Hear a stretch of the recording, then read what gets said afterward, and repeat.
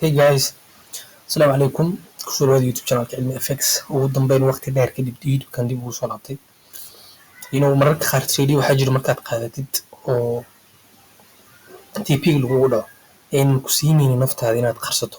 Systemka markaad fiiriso siduu u macaan badan yahay, siduu u fudud yahay oo simplify u yahay, lacag wanaagsanna uu sameynayo. Waxaad jeclaanaysaa inaad dadka kugu xiran la wadaagto. inkastoo community ku xiran YouTube channelkan uusan dad badan ahayn, waxaan rajeynayaa inta qof hadda muuqaalkan daawanaysa inay markii muuqaalkan ay dhamaystaan subscribe ay dhahdaan.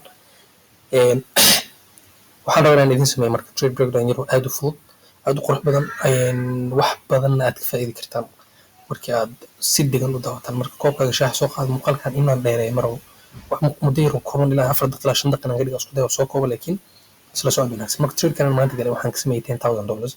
Hadeertaan baan basically ka imaaday gymkayga. markaan gymka aadaye I think suuq meelahan u marayay, suuqan pullbackan sameynayo ka tagay, and then break evenkayga qaatay. Risk free markaad noqotid wax sababaad meesha u fadhiisid ma balahan inaad ka dhaqaaqdada qurux badan. Marka break evenkayga markii aan galay suuqa wuxuu sameeyay aniga maqan marka inuu TP-ga igu dhaco. So TP-ga intuusan ku dhacin markaas wadadan u maray ayaan rabaa inaan idiin sharxo. Basically 15 minute time frame-keena waa entry time frame-keena, maadaama inta badan aniga aan tagay 1 minute aadan u necba dadka inta badan oo ugu xiran waan kala taliyaa, asxaabteeda ii dhowna waan kala taliyaa 1 minute because of waa very confusing, degdeg badan aan ku furan waa wareer adiga dhan. Mararka qaar waxaa dhici karta trade high class inuu kaa tago sababtoo ah marka gaari kartid intaad calculate garaysanaysid lacagtaada risk management-ga waxa bay sheekada waa isku dhamaanay.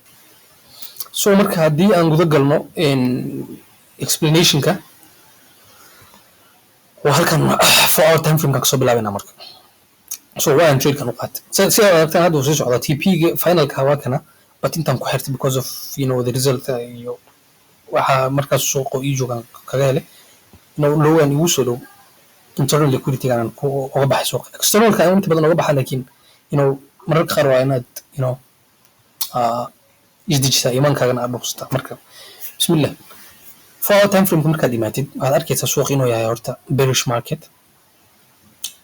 weliba hadirtan keliya ma ahane ilaa in muddo ah ayuu suuqa wuxuu ku socdaa jihada downtrend. intaan oo dhan marka qofkii yaqaan suuqa uu kusoo faa'iideysan karaa. hadirtan suuqa wuxuu noo sameeyay marka pullback oo noo sameeyay marka intoo imaaday. So pullback oo noo sameeyay suuqa wuxuu noo imaaday supply. So supply oo noo imaaday waa supply aad u qurux badan, kaasoo ZB structure, kaasoo leh imbalance intaan aqoon suuqa markii uu candle ka sameeyo dhaqaaq aad u weyn oo space soo hadhowt imbalance-gaas in soo buuxiyo ayaa inta badan. So block structure-ka markaan arkay supply-gaas markii waan sixirtay inuu suuqa because of kusoo laaban doonaan ogahay maalmaha ka mid. So suuqa uu soo laabtay supply-ga markii inuu shaqeynayo inuusan shaqeynaynin maxaa ku kala cadeynaya? waxaa ku kala cadeynaya supply-ga inuu shaqeynayo inuusan shaqeynin because of supply-yaal badan oo meeshan ku jiraan. sidaad aragtaan supply meeshan ku jiro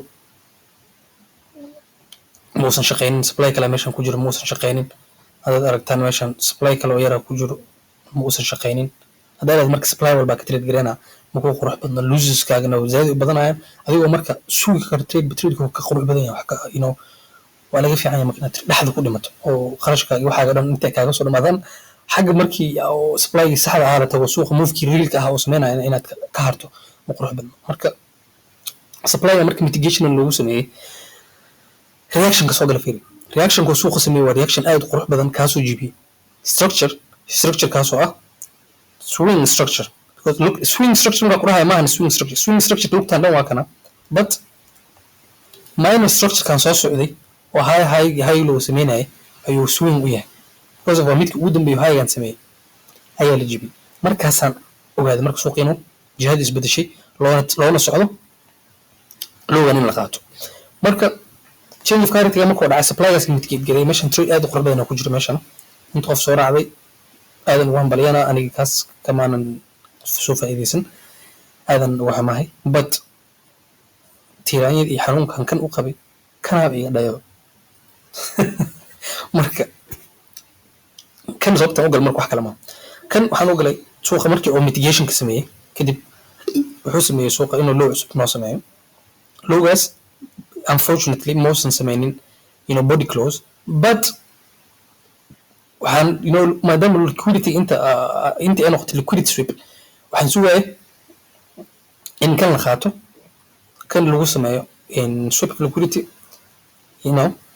kadib aan inaan soo galo but intaaba kaa sugaya mid kaleeto minor liquidity minor high-gan internal liquidity sida u taqaanida la sameeyo so kan ayaan sugaya haddana inaan la qaato kan high-gan ama high-gaas labadaas mid in la qaato kadibna reaction la isiiyaan sugaya so kanaa la qaatay anagoon bakaas gaarin kadibna reaction la isiiyay reactionka la isiiyay marka 15 minute imaato saaka London session markii ahayd waa reaction noocan waana mid aad u qurux badan runtii suuqa xusmay sweep of liquidity inay tahay maxaa cadeynayo waxaan cadeynayo candle-kan hoosta ku soo xirmay because of candle-kan haddii oo inta ku xirmi lahaa sweep of liquidity maysan noqon lahayn waxay noqon lahayd run of liquidity so sweep of liquidity markuu sameyso kadib suuqa waxaan ku qasbay marka inaan sugo ilaa inuu yahay sweep of liquidity inuu ii caddeeyo ama suuqa jihadiisa oo bedelo rabo in loogan la qaato haddana oo lagu sameeyo break of structure so supply suuqa soo galay supply-gaasaan xirtay kamaana mudan isla markii maanan degdegin ilaa suuqa xoogaa labadoo low kale oo ii sii sameeyo so laba low kale suuqa uu ii sameeyey sidaad aragtaan balowga markuu sameeyey pullback oo bedelo low kale uu sameeyey kadib high-gan waxaa u xirtay as a liquidity because of waxaa rabin aan galo so liquidity markii la qaatay mitigation supply-gan lagu sameeyey reaction degdega soo baxa reaction kaas oo bearish candle-kan soo xirmay so bearish candle-kan saamku u soo xirmo bearish noqday waxaan isku diyaariyay inaan trade-kayga qaato halkaasaan ka galay stop loss above ka dhigay 12 people stop loss kina meelahan geeyay inaan inta geeyo muhiim aqrab badan inaad trade-ka aad siisid space oo ku ku ciyaaro laga yaabaa inuu suuqa consolidation yar iska galo oo meelahan iska noqdo hadii in lagu cuno kadib laga tago waa laga fiican yahay marka trade-kii wuxuu noo sameeyay trade-kii halkaasaan ku galnay and then target-keena koowaad wuxuu ahaa